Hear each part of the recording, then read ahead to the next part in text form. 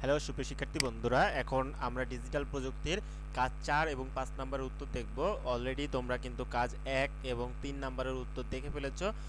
যারা দেখোনি তারা এই ভিডিও ডেসক্রিপশন বক্সে এবং কমেন্ট সেকশনে কিন্তু 1 নম্বর পার্টের লিঙ্ক পেয়ে যাবা। সেই 1 নম্বর পার্টে কিন্তু তুমি কাজ 1 এবং 3 এর উত্তর পেয়ে যাবা। এখানে 4 এবং 5 এর উত্তরটা এখন পেতে চলেছো। তো এই ভিডিওতেও কিন্তু আমি তোমাদের জুয়েল মাহমুদ স্যার তোমাদের সাথেই আছি। চ্যানেলটি যদি তোমাদের কিঞ্চিত পরিমাণ উপকার করে থাকে তাহলে অবশ্যই চ্যানেলটিকে সাবস্ক্রাইব করে বেল বাটনে ক্লিক করে রাখবে, তাহলে কিন্তু তোমারই উপকার হবে, সবার আগে ভিডিওগুলো পাবে। আর আমাদের চ্যানেলে কিন্তু অহেতুক কোনো ভিডিও দেওয়া হয় না, যেটা দেওয়া হয় একদমই টোটালি কাজের। তুমি আমার চ্যানেলের কোনো ভিডিওতে পাবা না যে আমি শুধু প্রশ্ন রিডিং করে গেছি, প্রশ্ন আউট হওয়ার পরে এই প্রশ্নটা কিন্তু আমি প্রশ্ন সহ উত্তর সহ একেবারে ভিডিওগুলো মেক করে তোমাদেরকে দেওয়ার চেষ্টা করতেছি। ওকে, চলো আমরা মূল ভিডিও দিকে চলে যাই। প্রিয় শিক্ষার্থীরা দেখো, এখানে আমি কাজ 4 এবং 5 নিয়ে আলোচনা করব। আর যারা আমাদের ভিডিওটি যদি তোমাদের ভালো লাগে অবশ্যই কিন্তু সাবস্ক্রাইব করে একটু ভিডিওতে লাইক করে দিবে। আর ভিডিওগুলো যদি তোমাদের উপকার করে থাকে বা তুমি কি চাও সেটা কিন্তু আমাদের কমেন্ট সেকশনে জানাতে পারো, ঠিক আছে?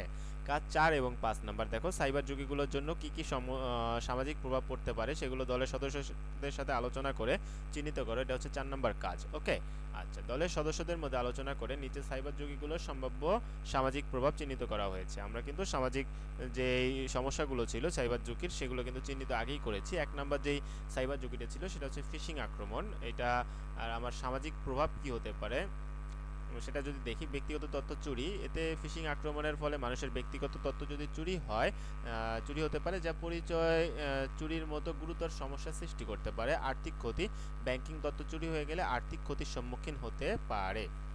বিশ্বাস সংকট, মানুষের মধ্যে অনলাইন সেবা এবং ইমেল ব্যবহারে বিশ্বাসের অভাব সৃষ্টি হতে পারে। কারণ যদি আমার ব্যক্তিগত ইমেল বা ব্যক্তিগত সোশ্যাল প্ল্যাটফর্মগুলো যদি ব্যবহার করে কেউ আমার পরিচিত কারোর সাথে যদি প্রতারণা করে, তাহলে কিন্তু সে আমাকে দোষী হিসেবে সাব্যস্ত করবে বা আমাকেই দোষী ভাববে। এতে করে এগুলোর প্রতি মানুষের বিশ্বাসটা কমে যাবে। 2 নম্বরে আমাদের ঝুঁকিটি ছিল সোশ্যাল মিডিয়ার ঝুঁকি। এটার সামাজিক প্রভাব হচ্ছে গোপনীয়তার লঙ্ঘন। ব্যক্তিগত তথ্য অনলাইনে শেয়ার করার ফলে গোপনীয়তা লঙ্ঘিত হয়। সোশ্যাল ইঞ্জিনিয়ারিংয়ের আক্রমণ, অপরাধীরা ব্যক্তিগত তথ্য ব্যবহার করে সোশ্যাল ইঞ্জিনিয়ারিং আক্রমণ করতে পারে। মানসিক চাপ, ব্যক্তিগত তথ্য ফাঁস হওয়ার কারণে সেটা যদি অপব্যবহার হয় তাহলে কিন্তু মানসিক চাপ বা উদ্বেগ বৃদ্ধি পায়। ম্যালওয়্যার আক্রমণ, এটার সামাজিক প্রভাব হচ্ছে ডিভাইসের ক্ষতি। ম্যালওয়্যার আক্রমণের ফলে কম্পিউটার বা মোবাইল ডিভাইসের ক্ষতি হতে পারে, ডেটা লস হতে পারে, প্রোডাক্টিভিটি হ্রাস হতে পারে। ডিভাইসের ক্ষতি বা তথ্য হারানোর ফলে প্রোডাক্টিভিটি কিন্তু হ্রাস পেতে পারে। অনলাইন স্ক্যাম বা প্রতারণা, এটা একটা তোমার হচ্ছে সাইবার ঝুঁকি। সামাজিক প্রভাব হচ্ছে আর্থিক ক্ষতি হতে পারে, বিশ্বাস সংকট হতে পারে, মনোবল হ্রাস হতে পারে, ঠিক আছে? এর ফলে মানুষ দেখা যায় যে অনলাইন প্ল্যাটফর্মের প্রতি বিশ্বাস কমে যাবে, ঠিক আছে? আচ্ছা, পাসওয়ার্ড হ্যাকিং, এটাও একটি গুরুত্বপূর্ণ সাইবার ঝুঁকি। সামাজিক প্রভাব হচ্ছে অ্যাকাউন্ট চুরি হয়ে যেতে পারে। পাসওয়ার্ড হ্যাকিংয়ের মাধ্যমে ব্যক্তিগত অ্যাকাউন্ট চুরি হতে পারে, ব্যক্তিগত তথ্য চুরি হতে পারে, বিশ্বাস সংকট হতে পারে। এটা কিন্তু বিশ্বাস নষ্ট করে ফেলতে পারে, কারণ আমার পাসওয়ার্ড হ্যাকিং করার মাধ্যমে কেউ যদি আমার সোশ্যাল মিডিয়াতে ঢুকে অন্যদের সাথে বাজে চ্যাটিং বা হচ্ছে কোনো প্রতারণা করে থাকে তাহলে কিন্তু বিশ্বাস সংকট হবে। হ্যাঁ, র্যানসামওয়্যার আক্রমণ, এটা সামাজিক প্রভাব হচ্ছে অর্থনৈতিক ক্ষতি হতে পারে, তথ্য হারাতে পারে, মানসিক চাপ বৃদ্ধি পেতে পারে। দেখো, তারপর হচ্ছে ডেটা লিক বা তথ্য ফাঁস। সামাজিক প্রভাব, গোপনীয়তার লঙ্ঘন, ব্যক্তিগত তথ্য ফাঁস হওয়ার ফলে কিন্তু গোপনীয়তা লঙ্ঘিত হতে পারে। সামাজিক সম্মানহানি, ব্যক্তিগত বা সংবেদনশীল তথ্য ফাঁস হওয়ার ফলে সামাজিক সম্মানহানি হতে পারে। বিশ্বাস সংকট হতে পারে। পরিসংখ্যানে আমরা পরিশেষে আমরা বলতে পারি, উপসংহারে এটি এই সাইবার ঝুঁকিগুলোর কারণে সামাজিক জীবনে উল্লেখযোগ্য প্রভাব পড়তে পারে, যেমন ব্যক্তিগত আর্থিক ক্ষতি, মানসিক চাপ এবং গোপনীয়তার লঙ্ঘন। এসব ঝুঁকির বিরুদ্ধে সচেতনতা এবং প্রতিরোধমূলক ব্যবস্থা গ্রহণ করা অত্যন্ত জরুরি। ওকে, এখন আমরা কাজ 5-এর উত্তর দেখব। তার আগে প্রিয় শিক্ষার্থীরা, যারা এখনও চ্যানেলটিকে সাবস্ক্রাইব করনি তাদেরকে আবারও রিকোয়েস্ট করবো চ্যানেলটিকে সাবস্ক্রাইব করার জন্য। সাবস্ক্রাইব করে অবশ্যই বেল বাটনে ক্লিক করে রাখবে। এছাড়াও আমাদের ভিডিওটি তুমি কে বা কোন স্কুল থেকে দেখছো সেটা কিন্তু জানাতে পারো আমাদের কমেন্ট সেকশনে। তো এটা কিন্তু তোমাদের 5 নাম্বার প্রশ্ন। 5 নাম্বার প্রশ্নে তোমাদের কি থাকবে? কাজ 5-এ প্রতিটি সাইবার ঝুঁকি হতে নিরাপদ থাকার সম্ভাব্য কৌশল। এখানে কৌশল চেয়েছে। অন্য দলের সাথে সাক্ষাৎকারের সুযোগে ইন্টারনেট ব্যবহার করে এগুলো করা যেতে পারে। নিজের দলের সদস্যদের থেকে প্রাপ্ত কৌশল, অন্য দলের থেকে প্রাপ্ত কৌশল এবং ইন্টারনেট হতে প্রাপ্ত কৌশল। এগুলো যদি আমি অরিজিনাল প্রশ্নটা দেখাই, সেক্ষেত্রে ওইখানে কিন্তু ছক আকারে দিয়েছে, আমরা ছক আকারে অ্যান্সার করব। দেখো সাইবার ঝুঁকি, আমরা উপরে যে সাইবার ঝুঁকিগুলোর নাম একবার পড়বো সেগুলো কিন্তু বারবার পড়া লাগবে না। ওই সাইবার ঝুঁকি প্রথম ছিল কি ফিশিং আক্রমণ। দেখো নিজ দলের সদস্যদের থেকে প্রাপ্ত কৌশল, সন্দেহজনক ইমেল বা লিঙ্কে ক্লিক না করা। হ্যাঁ, নিজ দলের সদস্যদের থেকে আমরা যেসব তথ্য পেয়েছি, তারপর অবিশ্বস্ত সূত্র থেকে আসা মেসেজ এড়িয়ে চলা।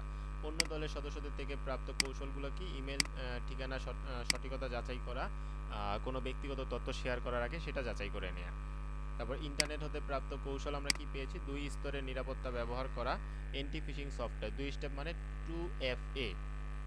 এটা তুমি ব্র্যাকেটে লিখতে পারো 2FA, সরি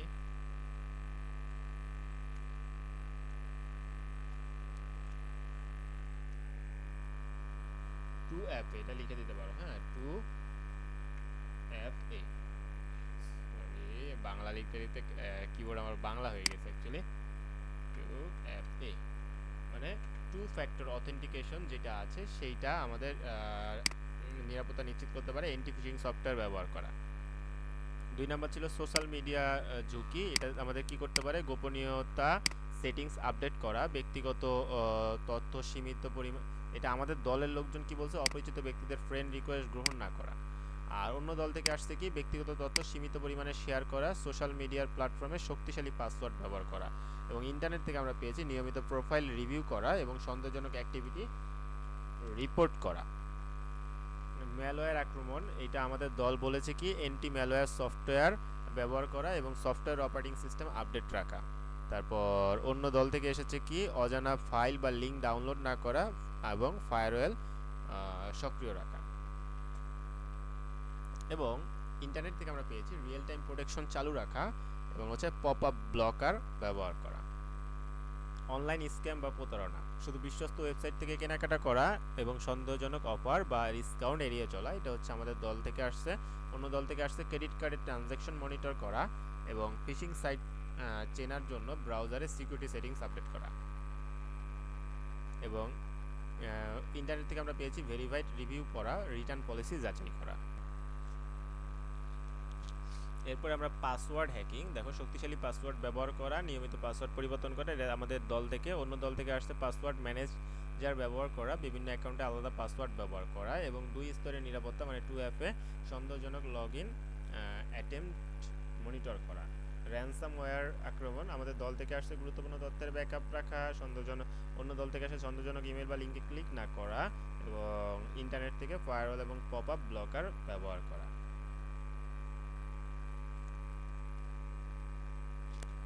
এবং আরেকটা হচ্ছে এটারই দুইটা, হ্যাঁ এটা একটু দেখে নাও। তারপরে হচ্ছে ডেটা লিঙ্ক বা তথ্য ফাঁস, এটা একটু তোমরা একটু পড়ে নিতে পারো। এই বিষয়গুলো যদি তোমরা লিখতে পারো তাহলে কিন্তু তোমাদের হয়ে যাবে। হ্যাঁ, এই হচ্ছে আমাদের কাজ 4 এবং 5 নাম্বারের উত্তর। আশা করি তোমরা উত্তরটি সুন্দরভাবে গ্রহণ করতে পেরেছো। তাহলে পরবর্তী উত্তরগুলোর জন্য একটু অপেক্ষা করো, আমরা খুব শীঘ্রই উত্তরগুলো পেয়ে যাবে এবং পরবর্তী উত্তর আপলোড করার সাথে সাথে এই ভিডিও ডেসক্রিপশন এবং কমেন্ট সেকশনে আমরা লিঙ্কগুলো দিয়ে দিব এবং তোমরাও আমাদের চ্যানেলটাকে একটু ভিজিটিংয়ে রাখবা যাতে উত্তরগুলো খুব ইজিলি ফাইন্ড আউট করতে পারো। আল্লাহ হাফেজ, ভালো থাকবে সকলে, সুস্বাস্থ্য এবং সুন্দর একটি পরীক্ষার প্রত্যাশা করে বিদায় নিচ্ছি। আল্লাহ হাফেজ।